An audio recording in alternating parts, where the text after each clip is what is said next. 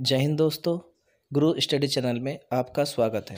आज हम इस वीडियो में प्राचीन भारत के एक टॉपिक हड़प्पा सभ्यता या सिंधु घाटी सभ्यता पर चर्चा करेंगे। चलिए शुरू करते हैं। देखिए सिंधु सभ्यता। अब देखिए बात आती है कि इस सिंधु सभ्यता या हड़प्पा सभ्यता क्यों कहते हैं। पहली बात ये आती है कि यह सभ्यता सिंधु नदी के तट पर मिली थी, इसलिए इसे सिंधु सभ्यता कहते हैं। और इसकी जानकारी के लिए पहली खुदाई जो कहाँ हुई थी वो हड़प्पा से हुई थी, अतः इसे हड़प्पा सभ्यता भी कहते हैं। नेक्स्ट बात आती है कि सिंधु सभ्यता की जानकारी सबसे पहले किसने दी थी। तो सिंधु सभ्यता की जानकारी या मैसेज जो था चार्ल्स मैसन ने दिया था। सिंधु सभ्यता सर्वेक्षण जेम्स कनिंघम ने किया। अब सर्वेक्षण का मतलब है वहाँ पर जांच पड़ताल की जिसने जेम्स कनिंघम में। सिंधु सभ्यता 13 लाख वर्ग किलोमीटर में फैली थी। नेक्स्ट है कि सिंधु सभ्यता का नामकरण जॉन मार्शल ने किया था। अब इसे क्या कि जो सिंधु सभ्यता नाम किसने दिया था, तो जॉन मार्शल थे। इन्होंने जो है इसका नाम क्या था, सिंधु सभ्यता हड़प्पा सभ्यता का रखा था। सिंधु सभ्यता की पहली खुदाई दयाराम साहनी ने की थी। सिंधु सभ्यता का आकार त्रिभुजाकार है, यानी कि दयाराम साहनी ने की थी इसकी पहली खुदाई। और दयाराम साहनी ने कब की थी, 1921 में इसकी जो है खुदाई करी थी। सिंधु सभ्यता विश्व की सबसे पहली शहरी सभ्यता थी। इसका विकास 2500 ईसा पूर्व से 1750 ईसा पूर्व तक हुआ। नेक्स्ट बात आती है कि इसका विस्तार कहाँ से कहाँ तक है। देखिए अगर हम बात करें पूर्व, पश्चिम, उत्तर और दक्षिण में ये फैला हुआ था। तो पूर्व में आलमगीरपुर यानी कि मेरठ के उत्तर प्रदेश के एक ज़िला है मेरठ, इसमें जो है यहाँ तक फैला हुआ था। लेकिन ये मेरठ कहाँ पर, किस नदी पे अगर पूछा जाए तो ये है हिंडन नदी। तो इस यहाँ पर है। पश्चिम में सूत कांगेडोर पाकिस्तान। अगर यहाँ से नदी पूछी जाए, यहाँ नदी कौन सी थी, तो दाशक नदी है। यहाँ है दाशक नदी। ठीक है। मांडा जम्मू कश्मीर किस नदी के, तो ये उत्तर में मांडा पड़ता है चिनाब नदी के किनारे। चिनाब नदी के किनारे की बात आती है यहाँ पे। दक्षिण में है दैमाबाद महाराष्ट्र। तो यहाँ है कौन सी नदी है, परवरा नदी के किनारे की है ये। ठीक है। नेक्स्ट बात करते हैं हड़प्पा सभ्यता के प्रमुख स्थल। अब स्थलों की बात की कि भाई कौन कौन से प्रमुख स्थल रहे हैं इसके, कैसे कैसे रहे हैं, तो उनकी हम बात करते हैं। पहला है हड़प्पा। देखिए रावी नदी के किनारे पहले बात करते हैं कि हड़प्पा कहाँ है, पाकिस्तान में पड़ता है। और इसके खोजकर्ता कौन थे, दयाराम साहनी थे। 1921 में इन्होंने इसकी खोज करी थी। इसके बाद जो है यहाँ से बात आती है कि भाई यहाँ से जो है क्या क्या मिला है, खुदाई के दौरान यहाँ से क्या क्या मिला है। तो देखिए यहाँ से अन्नागार, लाल बलुआ पत्थर से निर्माणों का धड़, पत्थर से बने लिंग और योनि के प्रतीक, चित्रित मृदभांड, कब्रिस्तान R37, गेहूं जौ के दाने, पीतल की इक्का गाड़ी, स्त्री के गर्भ से निकला पौधा जिसे उर्वरकता की देवी भी माना जाता है, पासा आदि। ये सब जो है कहाँ से मिले हैं, जो है हड़प्पा सभ्यता की खुदाई से मिले हैं। अच्छा, दूसरी बात है कि रावी नदी के तट पर कहाँ, कौन से ज़िले में, तो एक आता है कि भाई जो दयाराम साहनी ने जो रावी नदी की तट पर पाकिस्तान में जो की थी, तो माउंट गोमरी में इस तरह यहाँ माउंट गोमरी, तो ये माउंट गोमरी में स्थित है। ठीक है। अब आता है दूसरा मोहनजोदड़ो, जो पाकिस्तान में, ये भी पाकिस्तान में स्थित है, लेकिन किस नदी के किनारे, सिंधु नदी से के किनारे। तो इसकी खोजकर्ता कौन थे, इसकी खोजकर्ता थे रखलदास बनर्जी। 1922 में इन्होंने खोज करी थी। ठीक है। यहाँ से प्राप्त साक्ष्य क्या थे, देखिए पहला आता है कि सिंधु सभ्यता का सबसे बड़ा स्थल ये प्राप्त हुआ है यहाँ से ठीक है, मोहनजोदड़ो से। ये पूर्व सावधान, विशाल अन्नागार, विशाल स्नानागार, इस सभ्यता का सबसे बड़ा भवन था। पशुपति की मोहर, कांस्य की बनी नर्तकी की मूर्ति, मिट्टी का तराजू, सूती कपड़ा, माता देवी की मूर्ति आदि, ये सब यहाँ से प्राप्त हुए। ठीक है। लेकिन बात आती है कि भैया पाकिस्तान में कहाँ स्थित है ये, तो ये एक तो सिंधु नदी के तट पर था। ठीक है। दूसरा किस जिले में स्थित है, तो एक जिला आता है लरकाना। किस जिले में, लरकाना। तो लरकाना जिले में ये स्थित था। ठीक है। इसके बाद आता है यहाँ एक मर्तको, जो समाधान का मतलब है यहाँ एक जो है ना सिंधु सभ्यता में क्या था कि जो है यहाँ मर्तको का एक बहुत बड़ा टीला मिला था। ठीक है। इसमें एक बात आती है कि यहाँ सबसे बड़ा जो टीला मिला किसका था, मर्तकों का टीला जैसा बोला जाता है, कहाँ मिला, मोहनजोदड़ो में मिला था। ठीक है, बात आगे चलती है इसकी चहुंदड़ो की। चहुंदड़ो भी पाकिस्तान में, ये भी सिंधु नदी के किनारे, और इसकी जो खोज की थी 1931 में NG मजूमदार ने करी थी इसकी। ठीक है, किसने, NG मजूमदार ने। कब करी, 1931 में करी थी। ठीक है, और यहाँ से क्या क्या मिला है, दवात मिली है, लिपस्टिक, धातुकार, शैल आभूषण निर्माता और मन का निर्माता, ईंट पर कुत्ते बिल्ली के पदचिन्ह, मिट्टी की बैलगाड़ी, कांसे की खिलौना गाड़ी आदि, ये सब मिले हैं। ठीक है, इसके बाद जो है यहाँ पे जो है कुछ सुई भी मिली है, अलंकृत ईंटें भी मिली हैं, कुछ गुड़िया भी मिली है, शीशा भी मिला है। ठीक है, कुछ मनके भी मिले हैं, ये सब चीज़ें मिले हैं। ठीक है, इसके बाद आता है आपका लोथल। ये लोथल कहाँ पड़ता है, गुजरात में पड़ता है, और किस नदी के किनारे पड़ता है, तो भैया ये पड़ता है भोगवा नदी के किनारे। इसकी खोजकर्ता कौन थे, रंगनाथ राव। 1957 में इसकी खोज की गई थी। यहाँ से महत्वपूर्ण जो चीज़ें मिली हैं, तो महत्वपूर्ण समुद्री जो है व्यापारिक स्थल प्राप्त हुए यहाँ से, सावधान स्थल, गोंदीबाड़ा, अन्नागार, चावल की भूसी, युगल सावधान, स्त्री पुरुष को एक साथ दफनाने के, युगल सावधान का मतलब है जहाँ मिट्टी में दफनाए गए कब्रें मिली हैं, तो स्त्री पुरुष को एक साथ दफनाया जाता आदि, ये सब मिले हैं। नेक्स्ट है सुरकोतड़ा। ये कहाँ है, स्थल है गुजरात में ही पाया जाता है। किस नदी के किनारे, सरस्वती नदी के किनारे। इसकी खोज कौन किसने की थी, गणपति जोशी ने 1964 में करी थी भाई। ठीक है, यहाँ से प्राप्त साक्ष्य क्या कह रहे हैं, एकमात्र स्थल जहाँ घोड़े के अवशेष पाए गए, यानी कि अगर पूछा जाए कि एक ऐसा कौन सा स्थान है जहाँ से घोड़े के अवशेष मिले, तो सूरकोतड़ा। कहाँ है ये, गुजरात में है। किस नदी के किनारे था, सरस्वती नदी के। खोजकर्ता कौन थे, जगपति जोशी। कब करी, 1964 में। तो एकमात्र स्थल जहाँ घोड़े के अवशेष पाए गए, तो अंडाकार कब्र मिली है, कलश के साथ सावधान आदि मिले। इनके जब किसी आदमी को दफनाया, मृत्यु के बाद दफनाया जाता था, तो उसमें कलश उसके साथ दबा देते थे, तो उस वहाँ से ये अवशेष मिले हैं। नेक्स्ट है कालीबंगा। कालीबंगा कहाँ है भैया, ये भी राजस्थान में है। ठीक है, सॉरी राजस्थान में है ये, और किस नदी के किनारे, घग्गर नदी के किनारे। और इसकी खोज करता कौन, एक घोष। 1953 में इन्होंने इसकी खोज करी थी। यहाँ से कौन कौन सी चीज़ें मिली है, चूड़ी, कारखाना, जुता हुआ खेत, ऊँट की हड्डियाँ, अग्निवेदी, ये यहाँ से प्राप्त हुए। नेक्स्ट आता है बनावली। ये कहाँ है, हरियाणा में है, और किस नदी के, रंगोई। और इसके खोजकर्ता कौन थे, RS बिस्ट। 1973 में इन्होंने खोजा। क्या क्या मिले हैं, अंडाकार बस्तियाँ, व्यवस्थित जल निकास प्रणाली का अभाव, जौ के दाने, लापिस लजुली, अग्निवेदिका, सीधी सड़कों वाला एकमात्र शहर है। नेक्स्ट है राखीगढ़ी, हरियाणा। यहाँ से क्या किस नदी के, घग्गर नदी के किनारे। किस खोजकर्ता कौन थे, सूरजभान। 1969 में उन्होंने इसकी खोज करी। और प्राप्त साक्ष्य, सिंधु घाटी सभ्यता का सबसे बड़ा भारतीय स्थल है ये। अन्न भंडार, कब्रिस्तान, नालिया, टेराकोटा, ईंटें आदि, ये सब प्राप्त हुए। नेक्स्ट है रोपड़। ये पंजाब में है। किस नदी के किनारे है, सतलज। और इसके खोजकर्ता यज्ञदत्त शर्मा। 1953 में यहाँ मिले प्राप्त साक्ष्य क्या थे, कुत्ते के मानव के साथ अंडाकार गड्ढे में दफनाया जाना, तांबे की कुल्हाड़ी, स्वतंत्रता के बाद खुदाई किया जाने वाला पहला स्थल था ये। आलमगीरपुर, उत्तर प्रदेश में, ये हिंड नदी के किनारे। यज्ञदत्त शर्मा 1958 में। टूटे हुए तांबे के ब्लेड, सिरेमिक की बनी वस्तुएं और एक गड्ढे में कपड़े की छाप, ये प्राप्त हुई है। दैमाबाद, ये महाराष्ट्र में, परवर नदी के किनारे। S.A.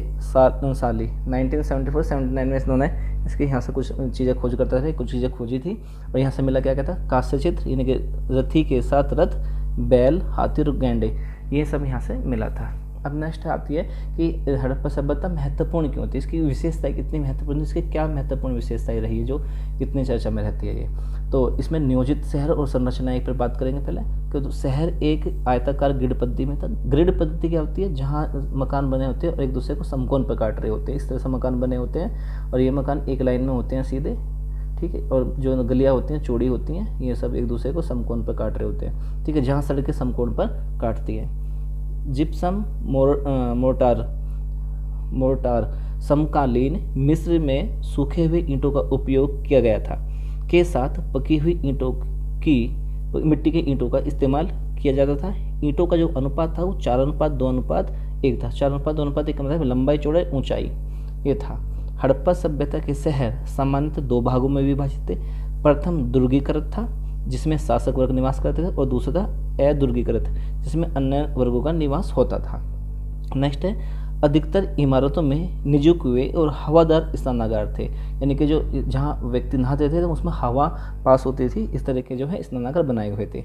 इस सभ्यता में मिस्र और मेसोपोटामिया सभ्यता के विपरीत मंदिर या महलों जैसी बड़ी बड़ी स्मारक संरचनाएं नहीं पाई गई हैं। उन्नत जल निकासी प्रणाली भी यहाँ मौजूद थी। उन्नत जल निकासी यानी कि जो पानी नालियों में बहता था तो वो पानी भी बड़ी किस्म का था कि बड़ी मतलब कि जो एक तरह से विशेष तरीके का था कि जो रुकता नहीं था कहीं नालियों में पानी और सीधे बाहर निकल जाता था। तो जल निकास था उन्नत किस्म का था। ठीक है, अब कृषि की बात करते हैं तो सैंधववासी कुल 9 फसलों का उत्पादन करते थे। कितनी फसलों का? 9 फसलों का उत्पादन करते हैं। मुख्य फसलें कौन थी? गेहूं और जौ, ये मुख्य फसलें थी। अन्य फसलों में क्या क्या आता था? सरसों, तिल, कपास, राई, मटर आदि, ये जो हैं अन्य फसलें थी। टोटल 9 फसलें थी, लेकिन जो जौ और गेहूं जो मुख्य फसलें थी, अन्य जो फसलें थी सरसों, तिल, कपास, राई और मटर। इसीलिए जो है ना कई इसके इस नाम पर जो है सिंडन नाम भी दिया था, क्योंकि यहाँ ज़्यादा उत्पादन उसका कपास की वजह से इसका नाम सिंडन में नाम रखा गया था। ठीक है, केवल लोथल और रंगपुर गुजरात से ही चावल की खेती के साक्ष्य मिले हैं। नेक्स्ट है, विश्व में सर्वप्रथम कपास उत्पादन इसी क्षेत्र में किया गया था, इसलिए यूनानियों ने इस क्षेत्र को सिंडन नाम से भी संबोधित किया। नेक्स्ट है, जानवरों को मध्य से लकड़ी के हल के द्वारा खेतों को भी जोता जाता था। जब खेत जो भाते थे फसल बोने के लिए तो उसमें हल चलाया जाता था, और हल की लकड़ी का होता था किसकी? जानवरों की मदद से, जो पालतू जानवर थे उनकी मदद से जो है उसको खेतों को जोतते थे। पर्याप्त खाद्यान्न और अनाज उत्पादन के कारण किसानों से कर प्राप्त किए गए और मेसोपोटामिया की तरह मजदूरी और आपात परिस्थितियों के लिए अन्न को अन्नागार में भंडारित किया गया। मतलब कि कर के रूप में कि वहाँ के जो कोई राजा होगा या फिर कोई भी होगा जो बड़ा शासक होगा, तो उसने क्या किया? कर के रूप में क्या लिया? उनसे अनाज लेता था और उसको भंडार करते थे, उसे बोलते थे अन्नागार, जहाँ इकट्ठा होता था। और वो रखा गया था आपातकालीन स्थिति के कारण। ये भी जब भी आपातकाल आएगा तो यहाँ से इसमें जो अन्न भंडार है यहाँ से हम पूर्ति कर सकते हैं। नेक्स्ट है, जानवरों को पालतू बनाना।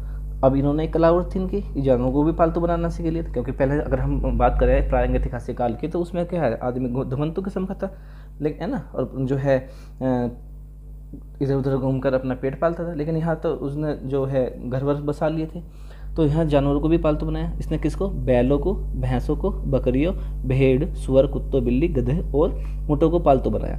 एक कुबड़ वाला बैल हड़प्पा वासियों का प्रिय पशु था। यह अश्व केंद्रित सभ्यता नहीं थी, लेकिन सुरकोतड़ा और लोथल से इसके साक्ष्य प्राप्त हुए। ये शेर से परिचित नहीं थे, लेकिन ये जो है हाथी और गैंडे से परिचित थे। गैंडा के साक्ष्य आमरी से प्राप्त हुआ है। अगर ये क्वेश्चन पूछा गया गैंडा के साक्ष्य कहाँ से मिले, तो आमरी से प्राप्त हुए हैं। नेक्स्ट है, प्रौद्योगिकी और शिल्प। तो यह भारत में प्रथम नगरीकरण के रूप में जाना जाता है। ठीक है, दूसरे, पत्थर का प्रयोग प्रचलन में था। पत्थर से तो ये परिचित थे, लेकिन उन्हें अच्छी तरह से कांस्य का भी ज्ञान नहीं था। कांस्य जो धातु थी इसका भी ज्ञान नहीं था। कभी कभी टीन की बजाय तांबे के साथ जो है आर्सेनिक और मिश्रित किया जाता। आर्सेनिक को मिश्रित करके जब जो है नई धातु का इस्तेमाल करते थे। ये लोहों से परिचित नहीं थे, वे पहिए के उपयोग से परिचित थे। पहिए का उपयोग अच्छे से जानते थे, और पहिए का प्रयोग जो है चाक के रूप में भी किया था। महत्वपूर्ण शिल्प क्या है? ईंट बनाना, नाव बनाना, मोहर बनाना, मर्द भांडों का निर्माण। कुंभकार का चाक या पहिया, मतलब कि जो ये मिट्टी के बर्तन बनाते थे उसमें या तो चाक पे बनाते थे, या फिर कहते हैं चाक की जगह पहिए का इस्तेमाल कर लेते थे, उस पर जो है ये मदभांड बनाते थे, मिट्टी के बर्तन बनाए जाते थे। स्वर्णकार, मन का बनाना, ये सब क्या थे? इनकी महत्वपूर्ण शिल्पकला थी। अब है व्यापार और वाणिज्य। व्यापार कैसा था, वाणिज्य कैसा रहा है? तो सिंधु वासियों का मुख्य व्यवसाय पशुपालन, कृषि व उद्योग था। किसका? सिंधु वासियों का। तो अगर ये क्वेश्चन आता है कि सिंधु वासियों का मुख्य व्यवसाय क्या था? पशुपालन, ठीक है, और कृषि और उद्योग, ये जो है इनके मुख्य व्यवसाय थे। वस्त्र उद्योग इनका प्रमुख उद्योग था, जिसका प्रमुख केंद्र मोहनजोदड़ो था। ये सूती एवं ऊनी वस्त्रों का प्रयोग करते थे। व्यापार वस्तु विनिमय प्रणाली पर आधारित थी। जो व्यापार था वस्तु विनिमय मतलब एक वस्तु को देकर दूसरी वस्तु को लेना, ये प्रणाली थी। तो व्यापार वस्तु विनिमय पर प्रणाली आधारित थी। नेक्स्ट है कि विनिमय बाटों के द्वारा नियंत्रित थे। विनिमय बाटों के द्वारा कुछ बाट बनाए गए थे, जो कच्चे बाट होते थे उनसे ही जो है नियंत्रण थे, जो कि चट नामक पत्थर से बनाए जाते थे। ये बाट तौल में 16 या उसके आवर्त करो जैसे 16, 64, 160, 320, 640 में होते थे। नेक्स्ट है व्यापारिक वस्तुओं पर शिल्पियों व व्यापारी द्वारा अपने मुहर की छाप लगाने की प्रथा थी। इस तरह की मुहर लोथल से प्राप्त हुई है। मोहनजोदड़ो को प्राप्त मुहर पर नाव के चित्रांकन थे। इससे अनुमान होता था कि सिंधुवासी बाह्य व्यापार वाली नावों का उपयोग करते थे, मतलब कि दूसरे देशों में व्यापार कर जाते थे तो किसका, नाव से जाते थे, नाव से का उपयोग करते थे वे। सिंधु सभ्यता में पौध निर्माण एवं नाव द्वारा समुद्री व्यापार होने की पुष्टि लोथल से प्राप्त गोदीबाड़ा के साक्ष्य से होती है, जो कि समुद्र पारीय व्यापार के पड़ाव के रूप में स्थित बंदरगाह था। अब है मेसोपोटामिया। मेसोपोटामिया क्या है, इराक है। इराक से व्यापारिक संपर्क स्थल व समुद्री दोनों मार्गों से था। सिंधु सभ्यता एवं मेसोपोटामिया के बीच होने वाले स्थलीय व्यापार में मध्यवर्ती की भूमिका में अफगानिस्तान एवं ईरान था, जबकि जलमार्ग में होने वाले व्यापार में मध्यवर्ती की भूमिका में बेहतरीन द्वीप फारस की खाड़ी था। नेक्स्ट है व्यापार एवं वाणिज्य की लिपि की महत्वपूर्ण भूमिका होती है। अतः सिंधवासियों को लिपि का ज्ञान था। यह लिपि मुख्यतः चित्रलेखात्मक तथा गोमूत्रिका पद्धति पर आधारित थी। इस लिपि में एक पंक्ति में बाएं से दाएं और फिर अगली पंक्ति में दाएं से बाएं लिखा जाता था। इस लिपि में कुल मिलाकर 375 से 400 तक चित्राक्षर प्राप्त हुए हैं, लेकिन ये लिपि अभी तक पढ़ी नहीं जा सकी है। व्यापार मोहरों एक समान लिपि विनियमित भार और मानक द्वारा समर्थित था। यह सभ्यता अंतर क्षेत्रीय व्यापार के साथ साथ विदेशी व्यापार में संलग्न थे। सुमेरियन ग्रंथ मेलुवाह के साथ व्यापारिक संबंध का उल्लेख करते हैं। यह नाम प्राचीन काल में सिंधु क्षेत्र को दिया गया था और दो मध्यवर्ती व्यापारिक स्थलों दिलमून बहरीन और मानक मकरान तट का उल्लेख करते हैं। नेक्स्ट है परिवहन के लिए नावों और बैलगाड़ी का प्रयोग किया जाता था। एक स्थान से दूसरे स्थान पर जाने के लिए किसका, नावों और बैलगाड़ी का प्रयोग करते थे। नेक्स्ट है वस्तु विनिमय प्रणाली के माध्यम से व्यापार किया जाता था। एक वस्तु दे दी, दूसरी वस्तु ले ली तो माध्यम हो गया। आयात सोना चांदी व्यापार टिन और लाजवर्द का ये आयात करते थे। निर्यात किस किस का होता था, कृषि उत्पाद का, कपास निर्मित वस्तुएं, टेराकोटा की मूर्तियाँ, चौंदड़ू के सिमन के, लोथल से कौच सैल, हाथीदांत की वस्तुएं, तांबा आदि, इन वस्तुओं का निर्यात होता था। अब सामाजिक संस्था कैसी रही है इनकी। सैंधव सभ्यता में मातृ देवी की पूजा होती थी। किसकी, इनका पूछा जाए कि सैंधव सभ्यता में किसकी पूजा होती थी, मातृ देवी की पूजा होती थी। यही हड़प्पा सभ्यता में किस देवी की पूजा होती थी, मातृ देवी की पूजा होती थी, जिससे स्पष्ट होता है कि सैंधवकालीन समाज मातृसत्तात्मक था। तो मातृसत्तात्मक जहाँ पितृसत्तात्मक एक मातृसत्तात्मक, पितृसत्तात्मक जहाँ पितृ प्रधान होता है, पिता प्रधान होता है, पिता की वंश चलता है, उसे तो पितृ प्रधान बोलते हैं, है ना। जहाँ माता का नाम चलता है उसे मातृसत्तात्मक या मातृसत्तात्मक कहा जाता है। ठीक है। अब यहाँ है सप्त सैंधवकालीन समाज के लोग शाकाहारी एवं मांसाहारी दोनों थे। ठीक है, शाकाहारी भी थे कुछ लोग और कुछ मांसाहारी थे। शहरी बस्ती में पदानुक्रम व्यवस्था थी। व्यापारी और पुजारी इस काल के महत्वपूर्ण वर्ग थे। एक तो व्यापारी को मानते ज़्यादा और एक पुजारी को। ठीक है, तो हड़प्पा के लोग फैशन के प्रति जागरूक थे। वे फैशन में भी सर्वोपरि रहा उनका स्थान। कैसे, अलग अलग तरह के केस सज्जा और दाढ़ी रखना लोकप्रिय था। सौंदर्य प्रसाधन में सिंदूर, लिपस्टिक और काजल का उपयोग आम था। पुरुष एवं महिला दोनों ही आभूषणों का प्रयोग करते थे। उस समय के लोग जो थे, पुरुष भी आभूषण पहनते थे और महिला भी, दोनों आभूषणों का प्रयोग करते थे। ठीक है, हड़प्पा के लोग जो है फैशन के प्रति जागरूक थे। अलग अलग तरह के सज्जा जैसे दाढ़ी रखना लोकप्रिय था। सौंदर्य प्रसाधन, सिंदूर, लिपस्टिक और काजल का प्रयोग आम था। पुरुष एवं महिला दोनों ही आभूषणों का प्रयोग करते थे। हार पट्टी का बावजूद और अंगूठी पुरुषों और महिला दोनों के द्वारा पहनी जाती थी। हार गले में पहना जाता था, पट्टी का बाजूबंद हाथों में हाथों के जो कलाइयों में बांधते थे, और अंगूठी पुरुषों और महिला दोनों के द्वारा पहनी, ये कॉमन थी जो दोनों पहनते। लेकिन चूड़ियाँ, कमरबंद, पायल, कान की बाली केवल महिलाओं द्वारा पहनी जाती थी। मन के सोने, तांबे, कांस्य, कार्नेलियन, क्वार्ट्ज, सेलखड़ी, लाजवर्द आदि से बनाए जाते थे। जो मन के थे उस इनसे बनाए थे, सोने, चांदी, तांबा, कांस्य, ठीक है। मछली पकड़ना, शिकार करना और बैल की लड़ाई उनके मनोरंजक खेल थे।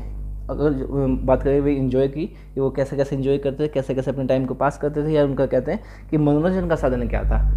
आज तो बहुत सारे मनोरंजन के साधन हैं। तो उस समय क्या था, मछली पकड़ना, दूसरा शिकार करना, बैलों की लड़ाई, ये क्या थे, मनोरंजन के खेल थे इनके। अब है राजनीति। तो देखिए सैंधव सभ्यता में राजनीतिक संगठन का स्पष्ट अभाव था। तो इस पर अभाव था मतलब राजनीति के इतने संगठन नहीं मिलते वहाँ, इसका अभाव था, क्योंकि एक संगठित बल या सेना कोई स्पष्ट साक्ष्य नहीं मिले। इसलिए कहा जा सकता है क्योंकि इसके साक्ष्य नहीं मिले अभी तक। अगर साक्ष्य मिले तो पता चल जाएगा कि उस समय पर राजनीति होती थी या नहीं थी, लेकिन साक्ष्य नहीं मिले, अभाव है साक्ष्यों का, तो इस वजह से कहा नहीं जा सकता। तो केंद्रीय प्राधिकरण की संस्कृति के एकीकरण में योगदान देता था। हड़प्पा में पुरोहित शासक नहीं थे। जो पुरोहित होते थे ये शासक नहीं थे, जैसे कि निचले मेसोपोटामिया के शहरों में था, लेकिन संभवतः व्यापारियों के एक वर्ग द्वारा शासित था। मतलब कि जो व्यक्ति शासन करता था तो व्यापारियों को कोई बड़ा वर्ग रहा होगा जो शासन करता होगा। नेक्स्ट है धार्मिक परंपराएं। तो सैंधव नगर की खुदाई से मंदिरों के साक्ष्य प्राप्त नहीं हुए हैं। कोई भी मंदिर के साक्ष्य नहीं मिले, कोई सबूत नहीं मिले कि मंदिर रहे होंगे।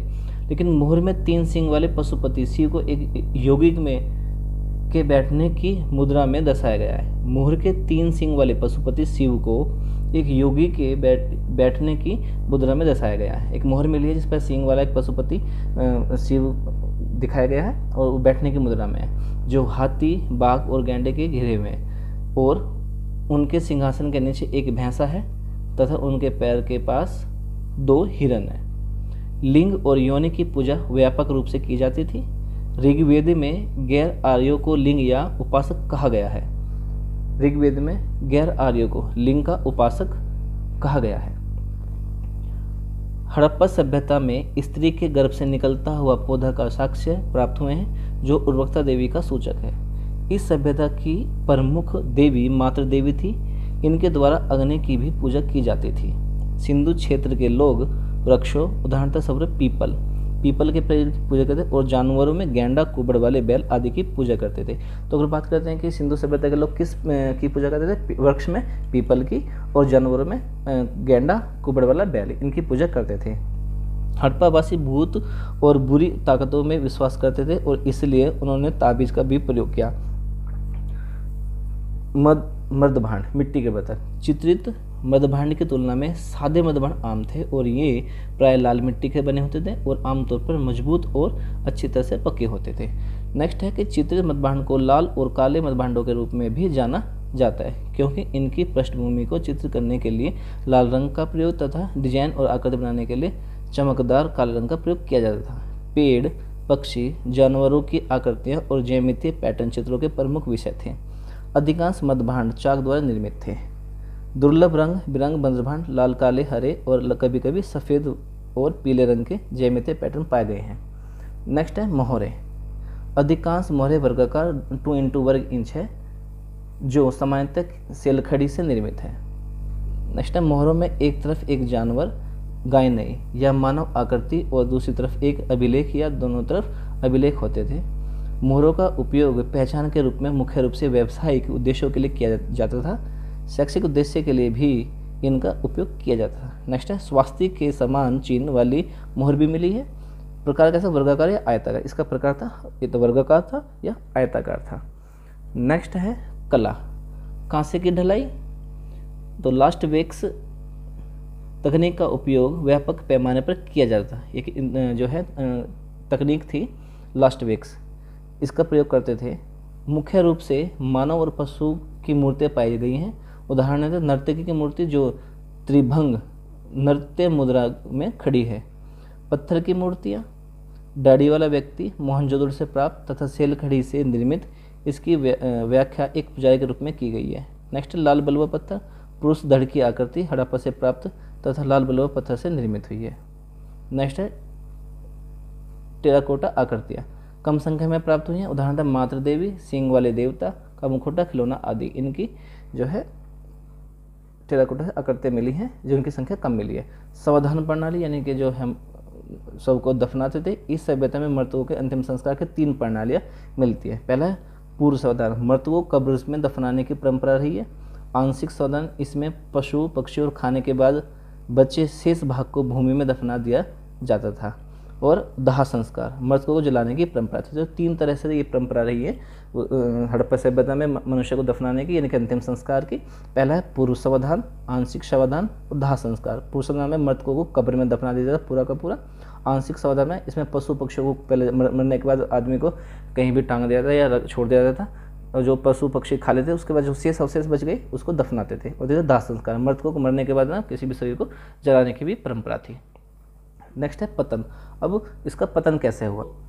सिंधु सभ्यता के पतन के बारे में अपने अपने लोगों के कई मत रहे हैं। जैसे 2000 ईसा पूर्व के बाद सिंधु सभ्यता गिरावट आई और धीरे धीरे इसका पतन हो गया।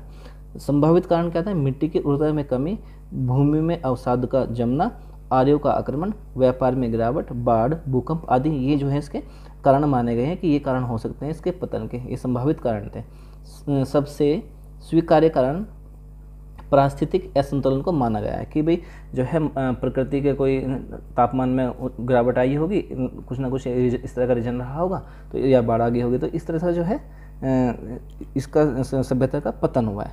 लेकिन कुछ इतिहासकारों का अपना अपना मत रहे हैं, तो उन पर चर्चा करते हैं। सिंधु घाटी सभ्यता के पतन के कारण इतिहासकार कौन कौन रहे हैं? बाढ़ का जो प्रमाण दे रहा है कि मार्शल मैके, SR राव, इन्होंने जो है कहा कि जो हड़प्पा सभ्यता थी इसका पतन किससे हुआ? बाढ़ से हुआ है, कि बाढ़ आई होगी और इसका पतन हो गया।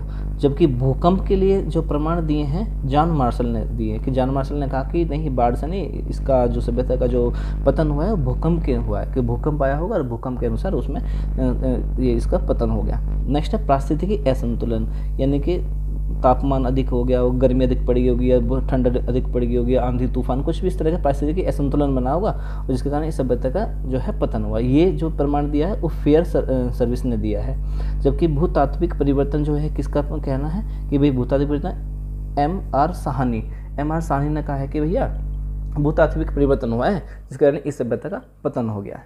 जबकि हीलर, गार्डन चाइल्ड, इन्होंने कहा कि भाई ऐसा है, ये कारण हो सकते हैं, लेकिन इसका जो महत्वपूर्ण कारण लग रहा है वो क्या है कि विदेशी आक्रमण हुआ होगा। क्यों हुआ होगा? लूट खसोट की वजह से हुआ होगा कि लोग वो इतने फैशन करते थे, है ना, चांदी सोना, इतनी अच्छी अच्छी चीज़ें बनाते थे, तो दूसरे देश को इसमें लालच आ गया होगा और उन्होंने इस पर आक्रमण कर दिया होगा सभ्यता पे। वही सभ्यता जब आक्रमण किया तो हो सकता है कि पूरी सभ्यता को ख़त्म कर दिया गया हो, इस वजह से इसका पतन हुआ है। तो अपने अपने मत रहे हैं, ठीक है। इसी तरह से हमारा ये टॉपिक भी फिनिश हो जाता है।